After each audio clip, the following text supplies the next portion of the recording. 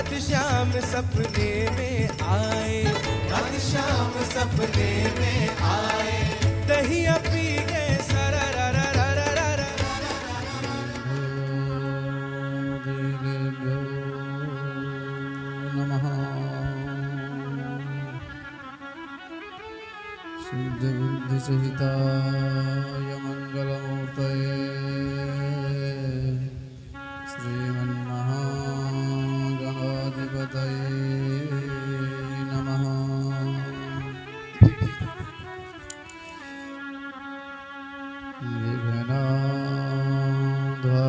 विघ्नाध्वान्तनिवारणे कतरणे विघ्नाटविहव्यवाच विघ्नाव्यालकुलाभिमान गरुडो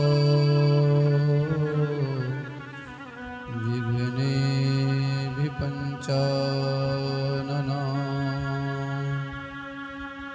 विघ्नो तुङ्गगिरिप्रभेदनपविल् विघ्नाम्बुधिर्वाद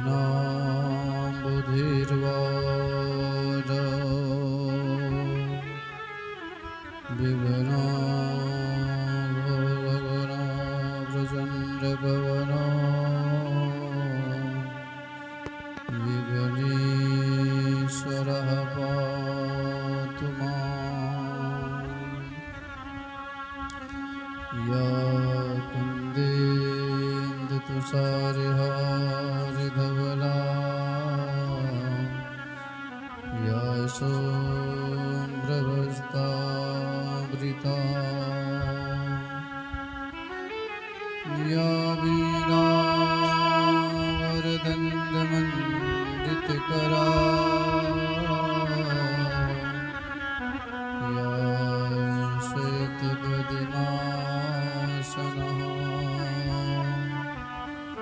या ब्रह्माच्युतशङ्करप्रभृतभिर देवे सदा वन्दिता सा मां पातु सरस्वती भगवती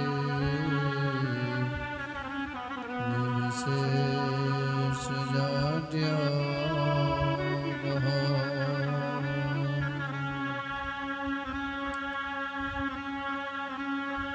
माता रामो मद्पिता रामचन्द्रः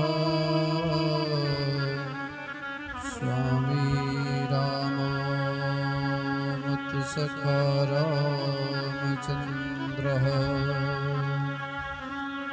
सर्वस्वं मे रामचन्द्रो दयालु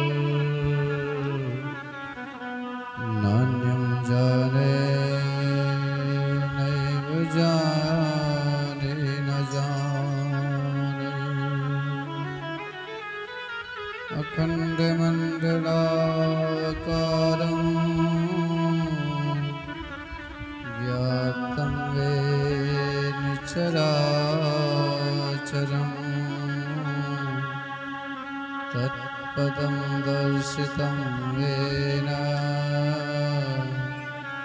तस्मै श्रीगुरवे नमः।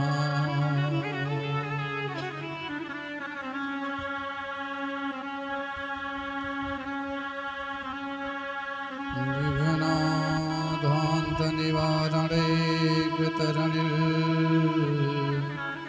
विघ्नाटविहव्यवात् विघ्नाव्यालकुलाभिमान गरुडो विघ्नेभिपञ्चानना विघ्नो तुङ्गगिरिप्रभेदनपविल् विघ्नाम्बुधिर्वाद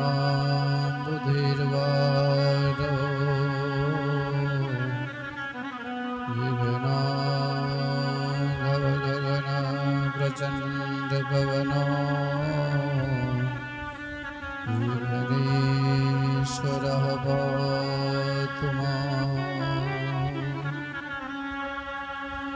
वंशी विभूषित करा नवनीरदाभा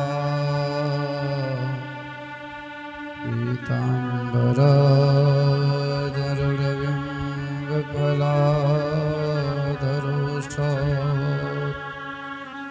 पूर्णेन्द्र सुंदर मुखाधर बिंद नेत्रा कृष्णात् परं किमपि तत्त्वमहं न जाने। जय जय श्री राधा रमण श्री जय जय नवल किशोर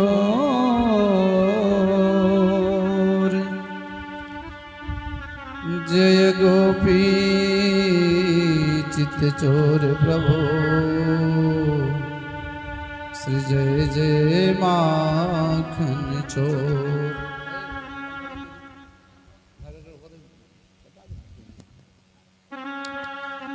बोलो भागवत भगवान की जय, राघवेंद्र सरकार की जय।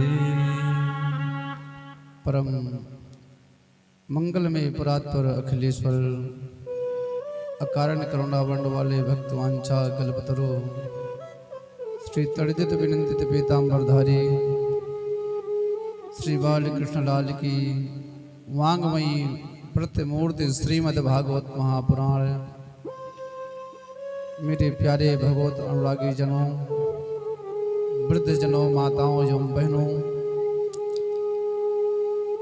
जब जन्म जन्मांतों का, कल्प कल्पांतों का, युग युगांतों का पुण्य पुंज एकत्रित होता है, तब हम सबको ऐसा शुभ अवसर प्राप्त होता है कि गोविंद के मंगलमयी कथा का रसास्वादन करें।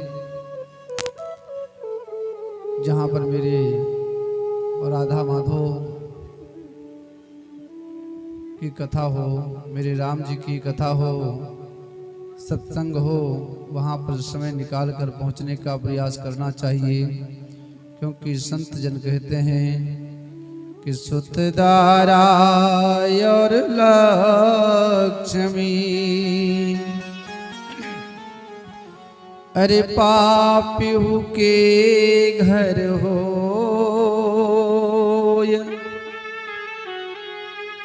संत मिलन और हरि कथा तुलसी दुर्लभ दो। देखो, पत्नी, पुत्र, परिवार ये पापियों के पास भी होता है, लेकिन संतों का मिलना, सत्संग का मिलना ये बड़ी भाग्य की बात होती है।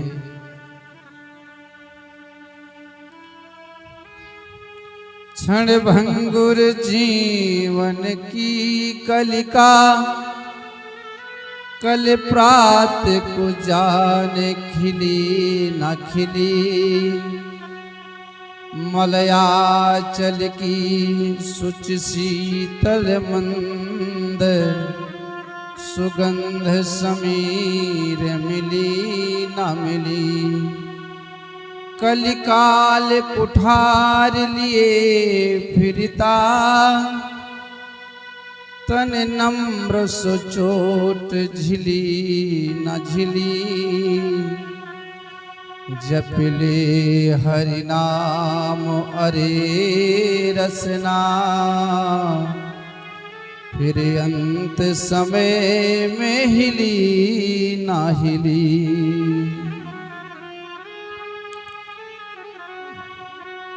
क्षणभंगुर शरीर है मेरे प्यारे श्रोता जनों, भगवत अनुरागी जनों, इस शरीर का कुछ ठिकाना नहीं है। संत जन कहते हैं ज्यों पानी का बुदबुदा तस मानुष की जाति और ऐसे ये छिप जात हैं ज्यों तारे प्रभात। जैसे सुबह होता है तो जो तारे आकाश में दिखाई पड़ते हैं वो अंतर्ध्यान हो जाते हैं। पानी का बुल्ला जैसे देखते ही देखते फूट जाता है, ठीक उसी प्रकार ये शरीर है, ये क्षणभंगुर है, नासवान है, इसका कुछ ठिकाना नहीं है। इसलिए जहाँ सत्संग हो, भगवान की कथा हो, समय निकाल कर पहुँचने का प्रयास करना चाहिए और ज़्यादा से ज़्यादा नाम जप करना चाहिए। बोलो भागवत भगवान की। सर्वप्रथम अपने मन और वाणी को पवित्र करने के लिए 2 बार गोविंद के नाम का स्मरण, तदुपरांत बांके बिहारी की मंगलमयी कथा का रसास्वादन किया जाएगा। बोली भागवत भगवान की। संसार के लोगों से आसान किया करना, यहाँ कोई नहीं अपना, सिया राम कहा करना। लोगों से आसान किया करना, कोई नहीं अपना, राम जप करना। संसार के लोगों से आसान किया करना, यह कोई नहीं अपना, सिया राम कहा करना। संसार के लोगों से आसान किया करना, यहाँ कोई नहीं अपना, सिया राम जप करना।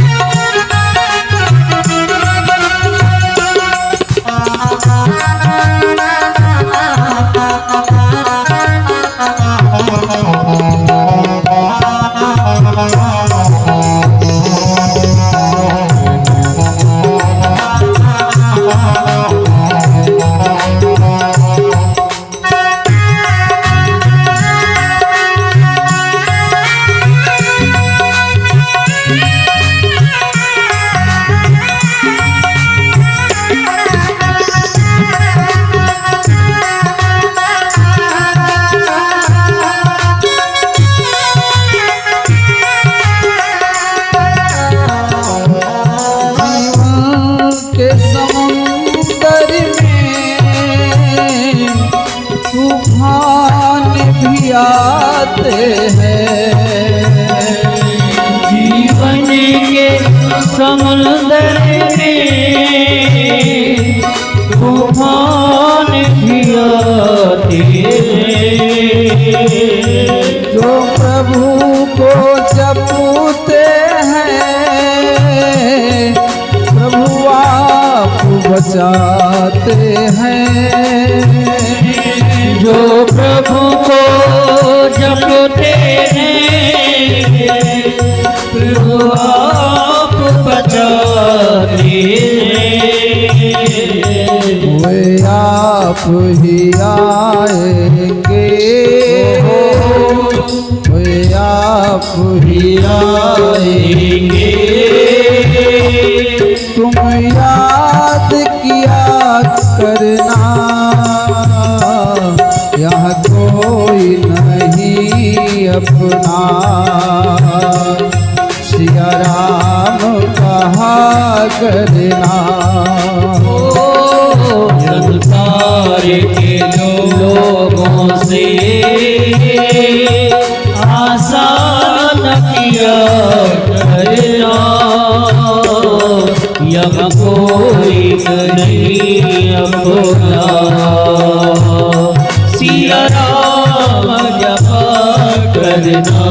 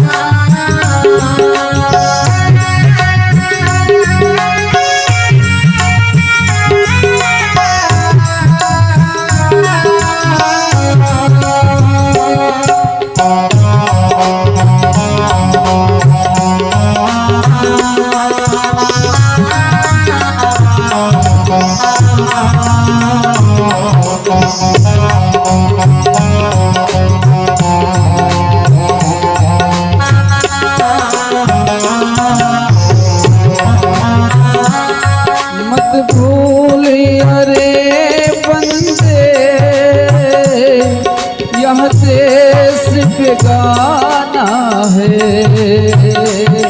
मत भूले रे बंदे, यह देश बेगाना है। इस दुनिया में आकर वापस तुम्हें जाना है। इस दुनिया में आके वापस तुम्हें जाना है। माया के चक्कर से दिन रात बचा करना, यहाँ कोई नहीं अपना। सिया राम कहा करना, संसार के लोगों से आसान किया करना, जब कोई नहीं अपना। सिया राम जपा करना।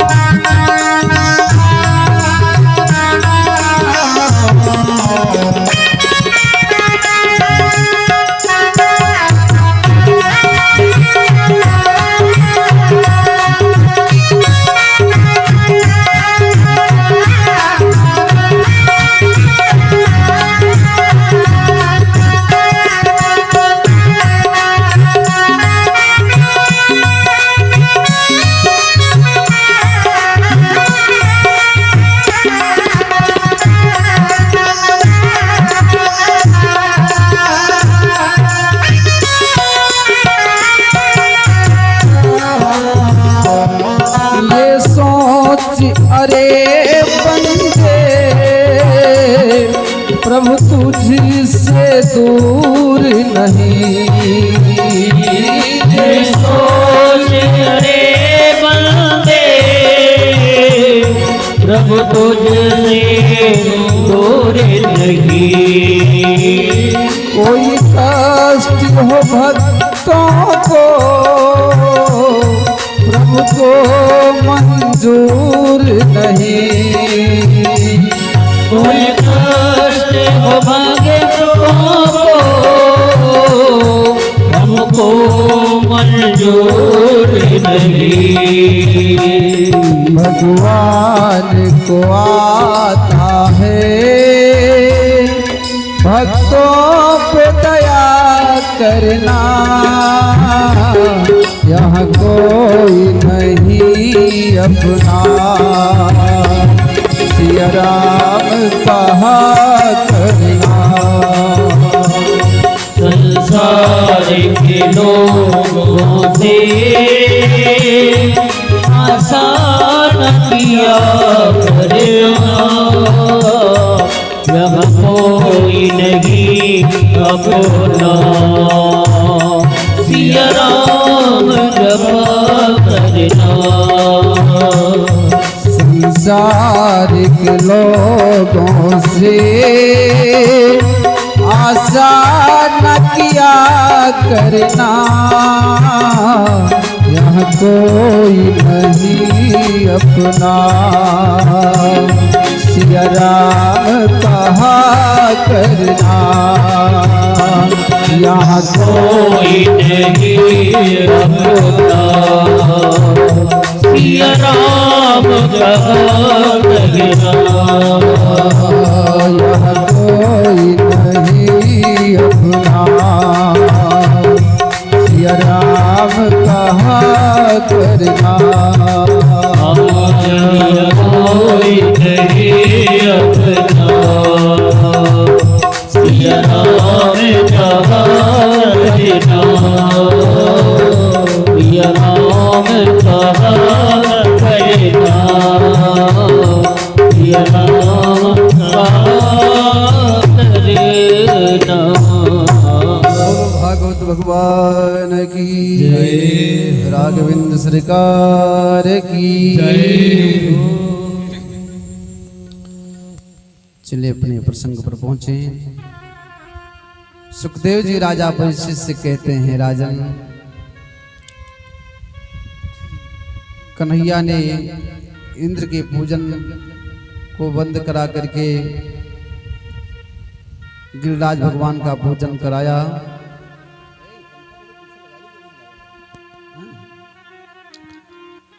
सुरभि गाय ने अपने दुग्ध के द्वारा कन्हैया का अभिषेक किया, तो सुरभि गाय ने कन्हैया का नाम रखा गोविंद।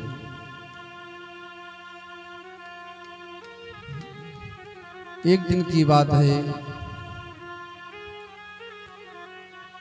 कि नंद बाबा एकादशी का व्रत किए थे। देखो, एकादशी का व्रत सबको करना चाहिए। महीने में 2 बार आती है, शुक्ल पक्ष में, कृष्ण पक्ष में। साल में 24 एकादशी होती है। यदि मलमास लग गया, पुरुषोत्तम मास तीसरे साल जो लगता है, तब 2 एकादशी बढ़ जाती है, तब 26 हो जाती है। नहीं तो साल में 24 एकादशी पड़ती है। प्रत्येक एकादशी का व्रत व्यक्ति को करना चाहिए। एकादशी के दिन जितने पाप हैं ना, वो सब आकर अन्न में बैठ जाते हैं। तो अन्न को खाने की बात छोड़ो, उसको छूने से भी दोष लगता है। इसलिए एकादशी का व्रत जरूर करना चाहिए। नंद बाबा एकादशी का व्रत किए और अर्धरात्रि में जैसी द्वादशी तिथि लगी तो स्नान करने के लिए चल दी। एकादश्याम निराहारा संभ्यर्ष जनार्दना स्नातुं नंदस्तु कालिन्द्याम् द्वादश्यां जलमाभिषत् जैसे द्वादशी तिथि लगी, अर्धरात्रि में ही नंद बाबा स्नान करने पहुंचे यमुना नदी में। जैसे डुबकी लगाए तो वरुण देवता, देखो अर्धरात्रि में स्नान नहीं करना चाहिए। अर्धरात्रि में वरुण देवता के जो गण है ना, जो जल के मालिक हैं वरुण देवता के जो गण हैं वो रात्रि में भ्रमण करते हैं। और अर्धरात्रि में स्नान करने नंद बाबा पहुंचे। जो वरुण देवता के जितने भी गण मंत्री थे वो नंद बाबा को पकड़कर वरुण जी के लोक में लेकर चले गए। सुबह हुआ, पता चला नंद बाबा स्नान करने गए थे यमुना में, अभी वापस नहीं आए। हमारे कन्हैया तक संदेशा गया। हमारे कन्हैया सर्व अंतर्यामी हैं। यमुना में डुबकी लगाए, सीधे पहुंचे वरुण देवता के पास। वरुण देवता ने कन्हैया का खूब सम्मान किया, स्वागत किया, अपने गद्दी पर बिठाया और षोडशोपचार से पूजन किया। और फिर हाथ जोड़कर कहने लगा कि हे गोविंद, आपका पदार्पण कैसे हुआ। कन्हैया कहने लगे, देखो ये सब जो नाटक कर रहे हो मेरे पूजा करने का, ये सब बंद करो। अरे मेरे पिता को बांधकर जमीन में लिटा रखे हो हैं, और मेरी पूजा कर रहे हो। वरुण देवता ने कहा, वो आपके पिता हैं? हाँ वो मेरे पिता हैं। वरुण देवता ने अपने गणों से कहा, भैया फटाफट उनको खोलो जल्दी, हाथ की रस्सी पांव की बेड़ी सब खोल दो।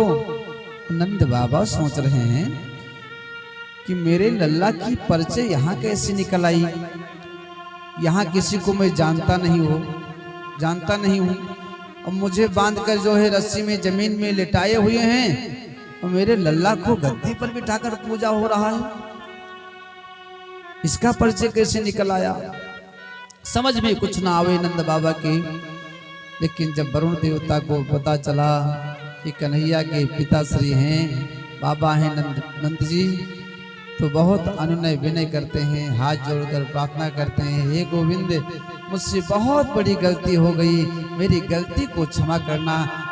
अनजाने में मेरे गणों ने आपके पिताश्री को लेकर चले आए थे हमारे पास और हम सबसे बहुत बड़ी गलती हो गई, उसके लिए आपसे क्षमा मांगता हूं।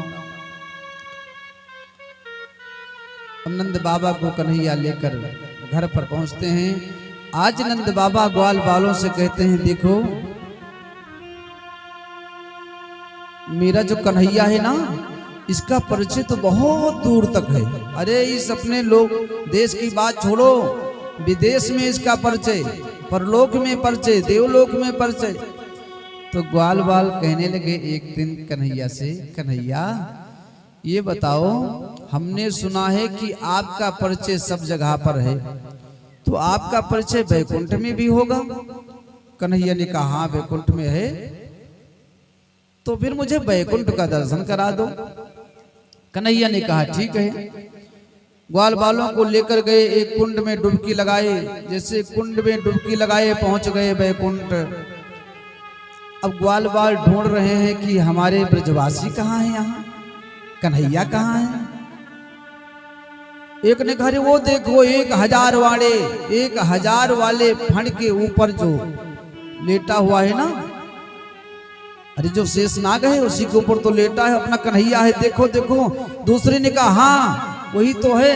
अब सब दौड़े, अब जैसे दौड़े कन्हैया से मिलने, तो वहां पर जो द्वारपाल थे वो डांट कर रोक दे, किधर जा रहे हो, खबरदार आप भीतर नहीं जा सकते हो। ग्वाल वालों ने सोचा कि मुझसे बहुत बड़ी गलती हो गई जो मैं यहाँ आ गया। इन सब की भाषा में जानता नहीं हूँ और कन्हैया से मुझे मिलने नहीं देते हैं और मुझे कोई यहाँ पहचानता नहीं है। फिर सारे ग्वाल वाल कन्हैया का चिंतन करने लगे कि हे केशव, इस वैकुंठ से अच्छा तो हमारा ब्रज ही था, मुझे वृंदावन बहुत अच्छा लगता है। कम से कम अपनी इच्छा के अनुसार मैं आपसे बात तो कर लेता हूँ। कन्हैया मुझे यहाँ से बुला लो, मैं वृंदावन में आना चाहता हूँ। तो हमारे गोविंद ग्वाल बालों को पुनः वृंदावन वैकुंठ दिखाकर वापस बुला लेते हैं। सारे ग्वाल बाल कहते हैं कन्हैया मुझको वैकुंठ अच्छा नहीं लगता है, मेरे लिए तो वृंदावन ही सर्वोपरि है। एक दिन की बात है कि हमारे कन्हैया नंद बाबा से कहने लगे, बाबा आपको कहीं पूजन अर्चन बंदन करना है, करना हो तो बताओ। नंद बाबा ने कहा देखो हमारी इच्छा है कि शिवरात्रि के शुभ अवसर पर चलकर ब्राह्मणों को भोजन कराऊं, भगवान शिव की पूजा करूं, अंबिका मैया की पूजा करूं। कन्हैया ने कहा ठीक है बाबा। अब शिवरात्रि के शुभ अवसर पर कन्हैया, नंद बाबा, नंद रानी अनेकों ग्वाल बाल चल देते हैं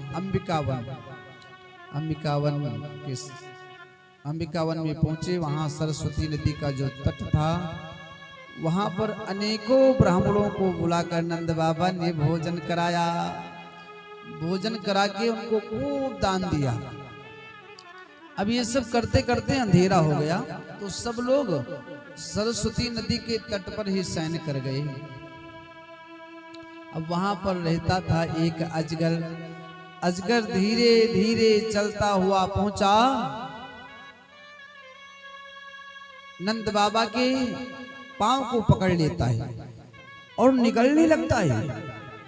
जब अजगर नंद बाबा को निगलने लगा तो नंद बाबा कहने लगे, अरे कन्हैया लल्ला मेरे केसों मेरी रक्षा करो, नहीं तो ये अजगर मुझे मार डालेगा, मुझे इस अजगर से बचाइए।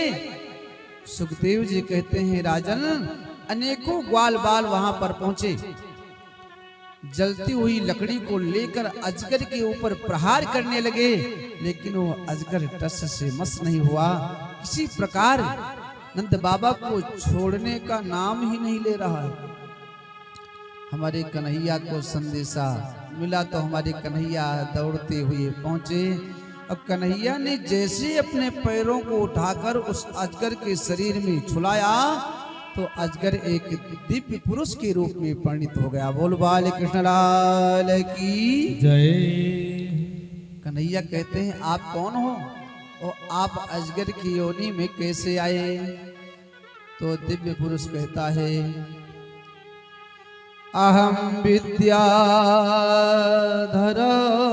कश्चित् सुदर्शनो नाम इत श्रुत श्रिया स्वरूप संपत्त्या विमाने निचरम दिशा। कन्हैया से वो दिव्य पुरुष कहने लगा, देखो मैं पृथ्वी पर सुदर्शन नाम का राजा था, मुझे विद्याधर भी लोग कहते थे, मैं बहुत सुंदर था तो मैं हमेशा दूसरों का मजाक उड़ाता था। एक दिन 8 जगह से टेढ़ हुए एक बाबा जी आए और मैं उनको देखकर हंसने लगा। मैं उनसे कहा कि आप सर्पों की भांति चल रहे हो, फिर से चलो, मुझे बड़ा अच्छा लगता है आपको देखने में। तो ऋषि ने कहा बेटा आपको किसी का उपहास नहीं करना चाहिए, उपहास नहीं उड़ाना चाहिए।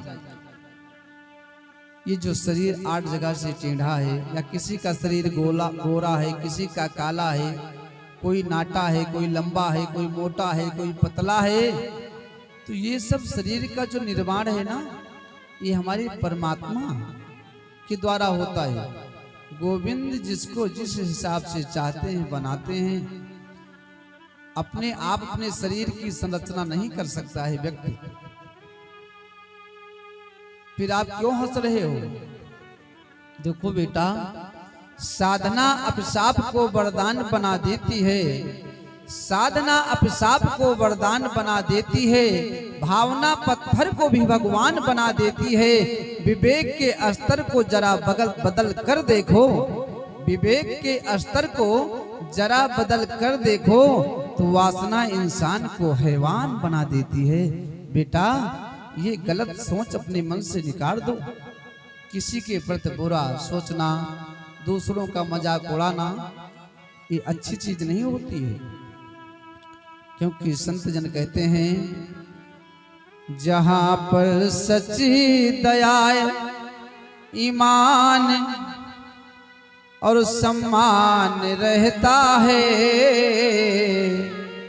वहीं जाकर वो कान्हा और मेरा राम रहता है।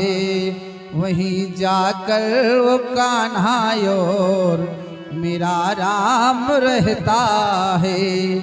अगर तुमने निकाला है किसी का पाँव का कांटा, अगर तुमने निकाला है किसी के पाँव का कांटा, तो ये तय है तेरे दिल में कहीं इंसान रहता है। तो ये तय है तेरे दिल में कहीं इंसान रहता है। वो दिव्य पुरुष कन्हैया से कहने लगा कि वो ऋषि मुझे बहुत समझाया, लेकिन उसकी बात मेरे समझ में कुछ न आया। मैं उसको चिढ़ाता रहा, उसका उपहास करता रहा, तो अंततो गत्वा उस संत ने मुझे श्राप दे दिया कि जाओ, मुझे बताते हो कि मैं सांप की भांति चल रहा हूँ, शरीर को हिलाते डुलाते चल रहा हूँ, तो जाओ मैं तुमको श्राप देता हूँ, तुम सर्प ही बन जाओ। तो दिव्य पुरुष कहता है, उसी क्षण में अजगर बन गया। और फिर मैं उस संत से प्रार्थना करने लगा कि हे प्रभु, आप मेरी गलती को क्षमा करो। अजगर की योनि में, सर्प की योनि में मुझे बहुत कष्ट उठाना पड़ेगा। तो देखो, संत तत्काल नाराज भी हो जाते हैं और 2 क्षण में आगे फिर प्रसन्न भी हो जाते हैं। संत का स्वभाव होता है जैसे जल होता है, अग्नि पर चढ़ा दो गर्म हो गया, नीचे उतार दो कुछ समय के बाद शीतल हो जाता है। तो संत जो होते हैं, जब उनको ज्यादा क्रोधित करो, ज्यादा परेशान करोगे तो वो क्रोधित हो जाएंगे, लेकिन जब क्षमा याचना करोगे तो प्रसन्न भी हो जाएंगे। तो संत जी ने कहा, जाओ, तुम अजगर तो बन गए हो, लेकिन एक दिन हमारे गोविंद का अवतार होगा, और जिस दिन गोविंद आपके समीप आएंगे, गोविंद का चरण आपके शरीर से स्पर्श करेगा, उसी दिन तेरा उद्धार हो जाएगा। तो दिव्य पुरुष कहता है, प्रभु आपने बहुत बड़ी कृपा की, जो मुझे इस सर्प योनि से मुक्ति प्रदान कर दिया। बोलो भागवत भगवान की, राघवेंद्र सरकार की जय। अब सुखदेव जी कहते हैं, एक दिन की बात है, हमारे कन्हैया ने इतनी सुंदर बंसी बजाई कि निशम गीतम तदनंगवर्धनम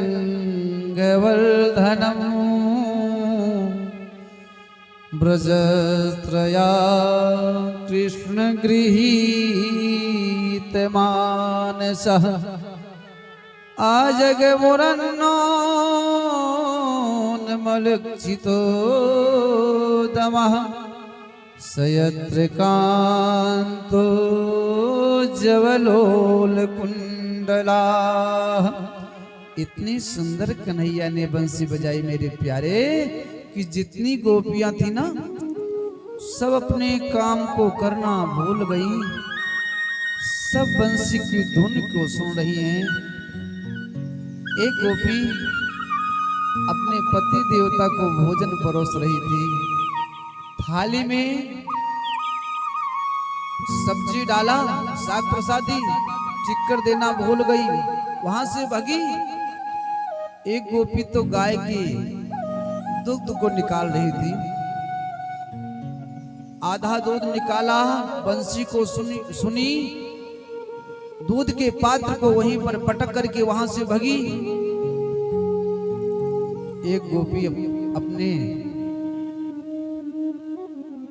शरीर का श्रृंगार कर रही थी, सुंदर स्वरूप को बना रही थी, नेत्र में काजल लगा रही थी। एक नेत्र में काजल लगाई, एक में लगा नहीं, वहां से भगी। एक गोपी जब भागने लगी तो उसके पति देवता ने पकड़ लिया, तुमको कहीं नहीं जाने दूंगा। तो कहने लगी, देखो आपको इस शरीर से प्रेम है ना, तो इस शरीर में लेकर आओ, मधु लगा लो, शहद लगा लो, प्रेम से चाटो। मुझे इस शरीर से प्रेम नहीं है। उसने अपने शरीर का त्याग कर दिया और कन्हैया से मिलने के लिए चल दी। जब सारी गोपियां कन्हैया के पास पहुंचती हैं तो कन्हैया कहते हैं, आइए देवियों, मैं आपका स्वागत करता हूं। स्वागतम ते महाभागः प्रियं किं करवाणि वः ब्रजस्यानामयं कश्चित् भ्रूतागमन कारणम। अरे देवियों, आपका पदार्पण किस लिए हुआ है, मुझे बताओ, कैसे आना हुआ? क्या शरद पूर्णिमा के रात्रि में आप सब बगीचे को देखने आई हो, चंद्रमा के दर्शन के लिए आई हो? अच्छी बात है, चंद्रमा का दर्शन करना चाहिए, बगीचों को देखना चाहिए, लेकिन देखो हमारे हिसाब से तो आपको अपने घर पर ही रहना चाहिए, पति की सेवा करना चाहिए। बिना पति के आज्ञा के तुम सबको कहीं नहीं जाना चाहिए। तो गोपियां कहती हैं कि आपने ऐसी बंसी बजाई क्यों, जिसको सुनकर हम सबसे रहा नहीं गया। हे कन्हैया, आपकी बंसी ने मुझे यहाँ पर खींच कर जो है लाई है। तो गोपियां कहती हैं, तेरी बंसी की धुनी सुनकर, तेरी मुरली की धुनी सुनकर, मैं बरसाने से आई हो। तेरी मुरली की धुन सुन कर मैं बरसाने से आई हूँ। तेरी मुरली की धुनी सुनकर मैं बरसाने से आई हो। तेरी मुरली की धुन सुन कर मैं बरसाने से आई हूँ। मैं बरसाने से आई हूँ, मैं बरसाने से आई हूँ। मैं बरसाने से आई हूँ, मैं बरसाने से आई हूँ। तेरी बंसी की धुनी सुनकर मैं बरसाने से आई हूँ। तेरी बंसी की धुन सुन कर मैं बरसाने से आई हूँ। बोल बांके बिहारी लाल की।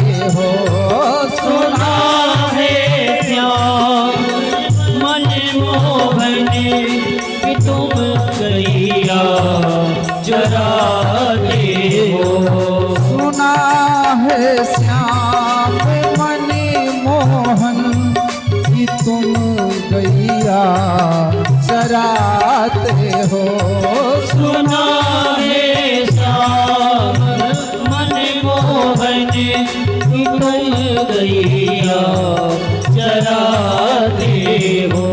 तेरी गैया चराने को, तेरी गैया चराने को मैं बरसाने से आई हो। मुरली की धुन सुनकर मैं बरसाने से आई हूँ। बोल बांके बिहारी लाल की।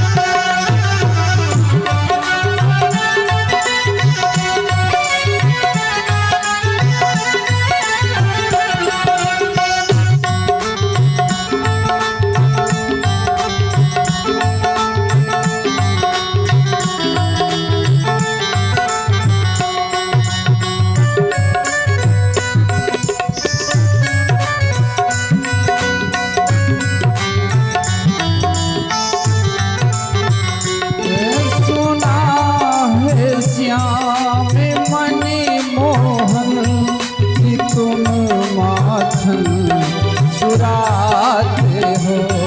सुना है श्याम मन मोहन कि तुम माखन चुराते हो।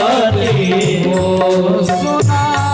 है श्याम मन मोहन कि तुम माखन चुराते हो। सुना है श्याम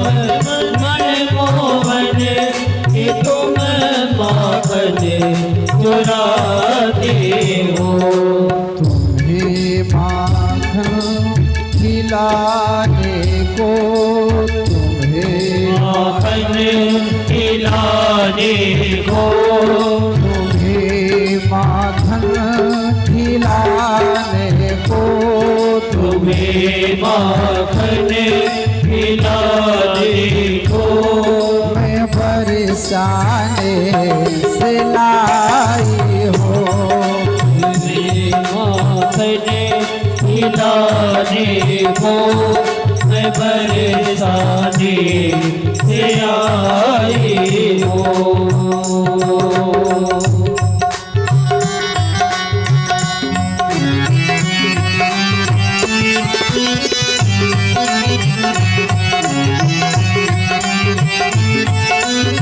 और हरी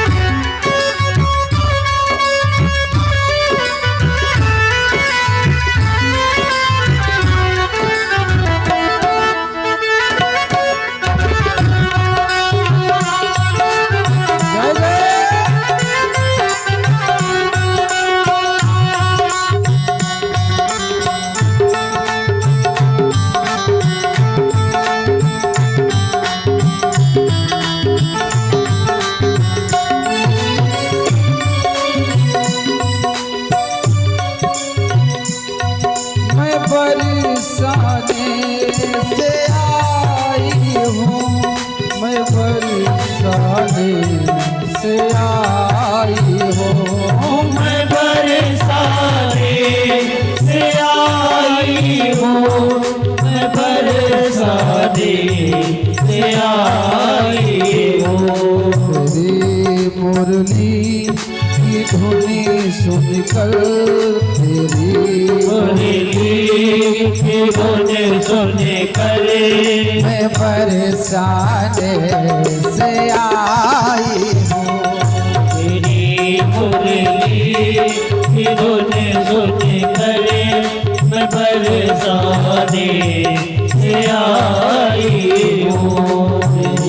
मुरली की धुनी सुनकर मैं बरसाने से आई हूँ। तेरी मुरली की धुन सुन करे मैं बरसाने से आई हूँ। मैं बरसाने से आई हूँ।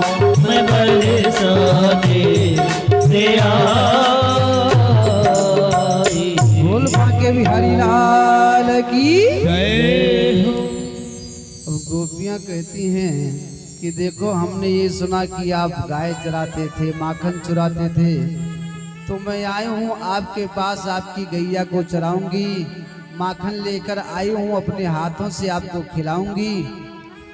कन्हैया कहते हैं ये जो सब बता रही हो ना, ये सब आपका व्यवस्था गलत है।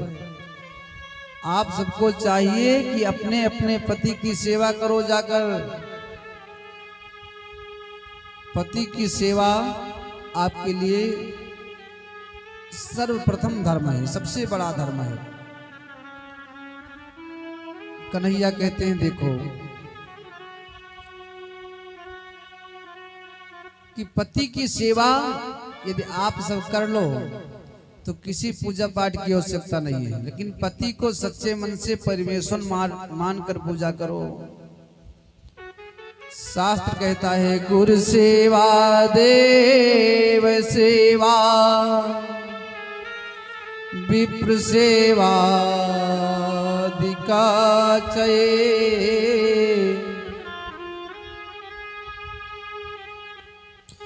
गुरु सेवा देव सेवा विप्र सेवा दिकम चये। ये सब सेवा की जाए एक तरफ, और एक तरफ पति की सेवा की जाए। तो पति की सेवा के 16वें अंश के बराबर भी गुरु देवता और विप्र की सेवा 16वें अंश के बराबर भी नहीं होती है। इसलिए पत्नी के लिए पति ही देवता हैं, और पति व्रत धर्म में बहुत ताकत है। गोपियों कहो तो मैं आपको एक कहानी सुनाऊं, कन्हैया कहते हैं। तो गोपियां कहती हैं सुनाओ। तब कन्हैया कहते हैं एक पतिव्रता नारी थी, उसके द्वार पर एक माता काली का बहुत सुंदर मंदिर था। माई इनको थोड़ा जगा दो, हाँ नींद आ रही क्या? बहुत सुंदर मंदिर था, और मंदिर के सामने एक बहुत बड़ा हवन कुंड था। किसी ने आकर हवन किया और हवन पूजन करके वो व्यक्ति चला गया। अब जो पतिव्रता नारी थी वो बैठी हुई थी, उसका पति देवता उसके जंघे पर अपने सर को रख करके सो गया।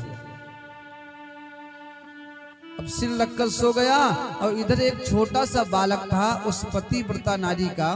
वो धीरे धीरे गुटमुन गुटमुन चलते हुए हवन कुंड के पास पहुंचा,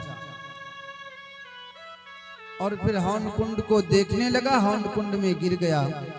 अब जलती हुई अग्नि में बेटा गिर गया, लेकिन वो पतिव्रता नारी सोचती है मेरे पति देवता सो रहे हैं, यदि मैं इनको जगाऊंगी तो मेरा पतिव्रत धर्म नष्ट हो जाएगा। अब वो पुत्र के विषय में सोचकर बहुत व्याकुल हुई, पसीने से लथपथ हो गई, लेकिन पतिव्रत धर्म बचाना था, जिसके कारण वो उठी नहीं।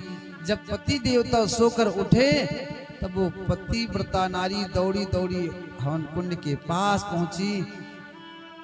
तो हवन कुंड के पास जब पहुंची तब क्या देख रही है कि अग्नि देवता तो प्रचंड हैं, जल रहे हैं, लेकिन वो बालक उसी बीच में बैठकर हंस रहा है।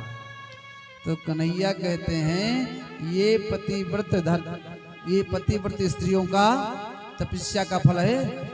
आप सब जाओ अपने अपने पति देवता की सेवा करो। तो गोपियां कहती हैं सुनो, ये जो झूठे मूठे आप खिस्सा सुना रहे हो ना कहानी, ये मैं भी जानती हूँ, मैं भी सुनाऊं क्या? कन्हैया कहते हैं सुनाओ। तब गोपियां अपना पक्ष रखती हैं कि एक पतिव्रता नारी थी, वो अपने पति का बिना पूजन किए जल तक नहीं पीती थी। एक दिन ऐसा आया कि कुछ धन कमाने की आवश्यकता पड़ गई, तो पति देवता कहने लगे मुझे परदेश जाना पड़ेगा। पत्नी ने कहा आप परदेश जाओगे तो मैं पूजा किसकी करूंगी? तो पति देवता ने क्या किया, अपने स्वरूप की एक सुंदर मूर्ति पत्थर की बनवा दिया और घर में रख दिया।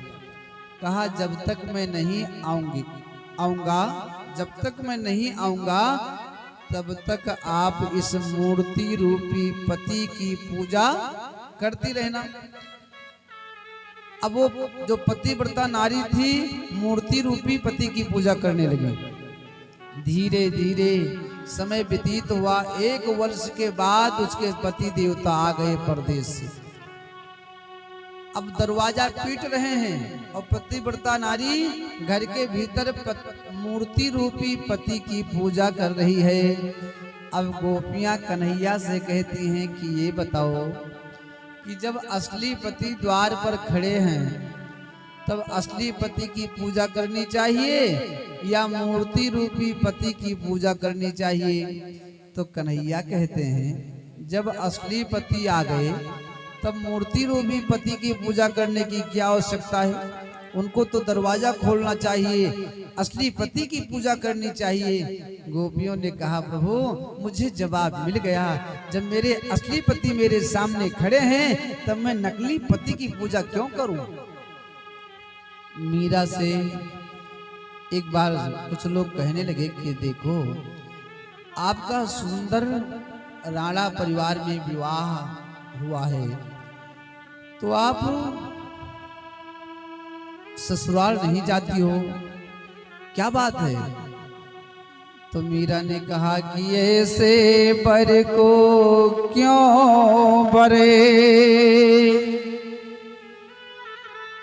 जो जन्मे और मर जाए,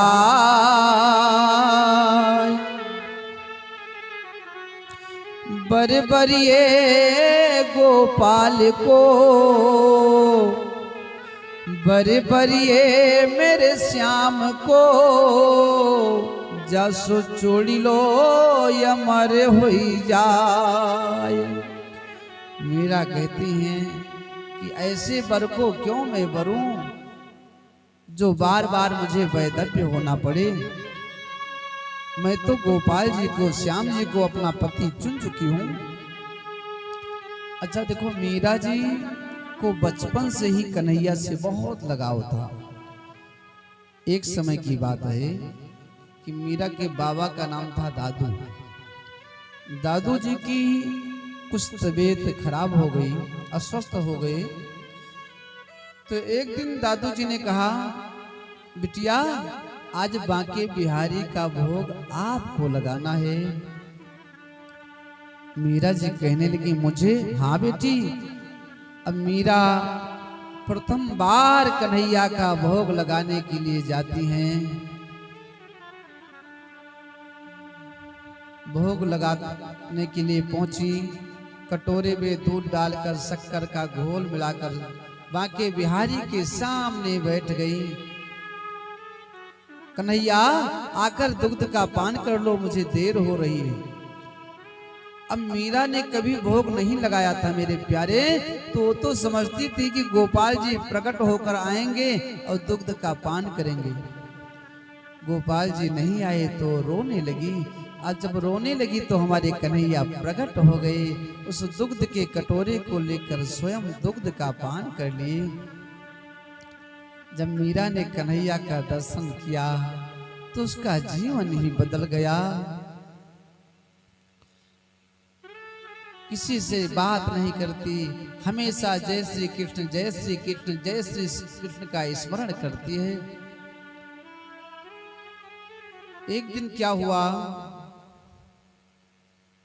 कुछ माताएं कहने लगी कि देखो आपको क्या हो गया है, आजकल आप बदली बदली दिखाई पड़ रही हो। ओ गिरधारी गोपाल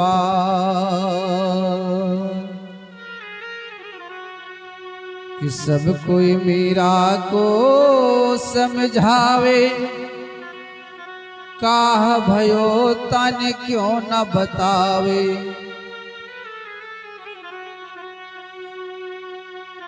तेरी बदल गई है बोल,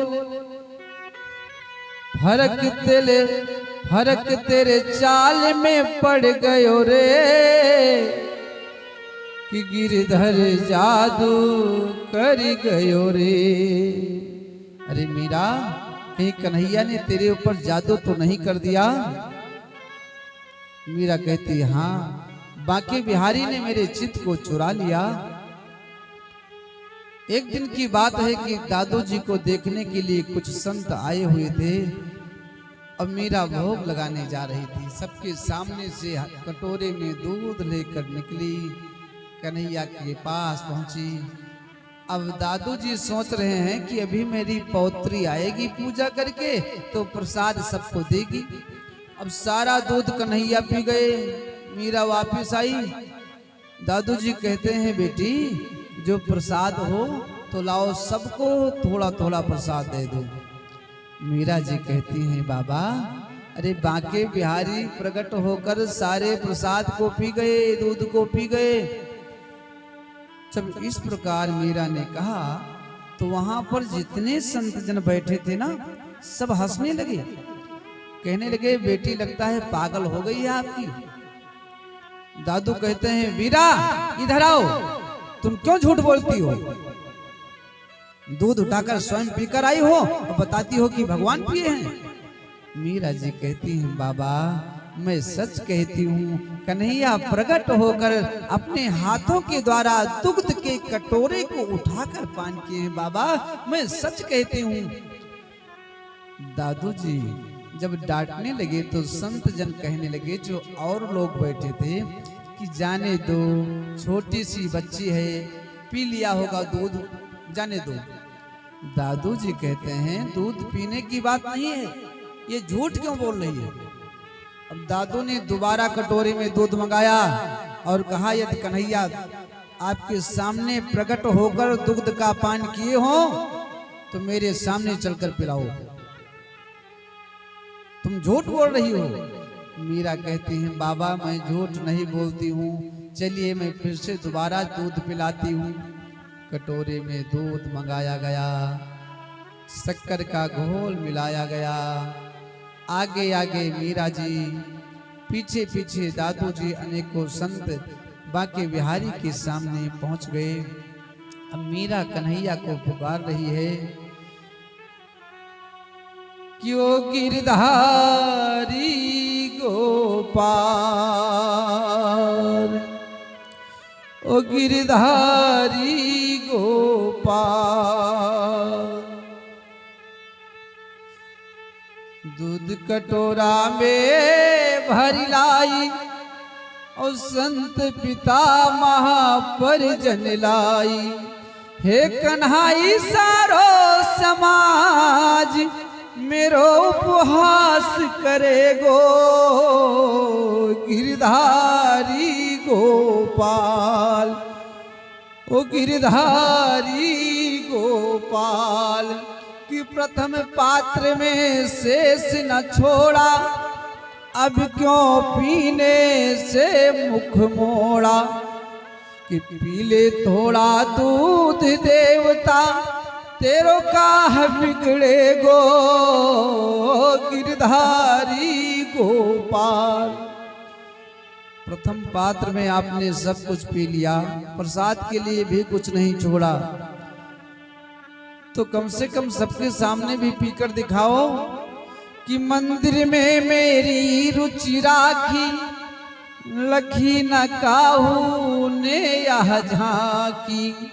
और तुझ बिन यह बिनीत मीरा को साखी कौन भरे गो, गिरधारी गोपाल, ओ गिरधारी गोपाल। अब मीरा जी इतना कहकर रोने लगी और रोते रोते गिर पड़ी, मूर्छित हो गई। अब जब मीरा मूर्छित हो गई तो सब लोग हंसने लगे। लेकिन मेरे प्यारे, किसी के ऊपर कभी हंसना नहीं चाहिए, किसी का कभी उपहास नहीं उड़ाना चाहिए, मजाक नहीं उड़ाना चाहिए। सूर कहे कि सूर्य बखाने, गोविंद की गति गोविंद जाने। वहां पर क्या हुआ कि हिले राजमहल टूले खम्भ श्री मंदिर के, हिले राजमहल टूले खम्भ श्री मंदिर के, खुले दिव्य दर्शन के सबही के द्वारे हैं। दर्शक विनीत भव्य भाव में भुलाए गए, ऐसे अकुलाए गए पीत पटवारे हैं। और एक ही नख पर गोवर्धन धार्यो जिन, सुचारि भुज मीरा के प्रेम में पसार्यो है, सुचारि भुज मीरा के प्रेम में पसार्यो है। हमारे कन्हैया प्रकट हो गए। अब दो हाथ से तो मीरा जी को उठा रहे हैं और दो हाथ से दूध से भरे पात्र को उठा लिए कि दो भुज से पैसे भरा, अरे लीन हो पात्र उठाय, और दो भुज से नंदलाल जू अन मीरे रहु जगाए। दो हाथ से दूध के पात्र को उठा लिए और दो हाथ से हमारे कन्हैया मीरा जी को उठा रहे हैं। अब जो दादू जी के साथ में संत जी थे, उस संत लोग भी गए थे मंदिर में, लेकिन जब मीरा मूर्छित हो गई थी, कन्हैया प्रकट नहीं हुए थे ना, तब वो सब हंसते हुए बाहर आ गए थे। सो दादू जी दौड़ते हुए पहुंचे, सारे संतों से कहने लगे कि जाकर देखो जोगी भोगी तपसी ज्ञानी त्यागी, और आज विधाता के सृष्टि में दादू जी बड़भागी। जाकर देखो आज मेरी पौत्री ने कन्हैया को प्रकट कर दिया।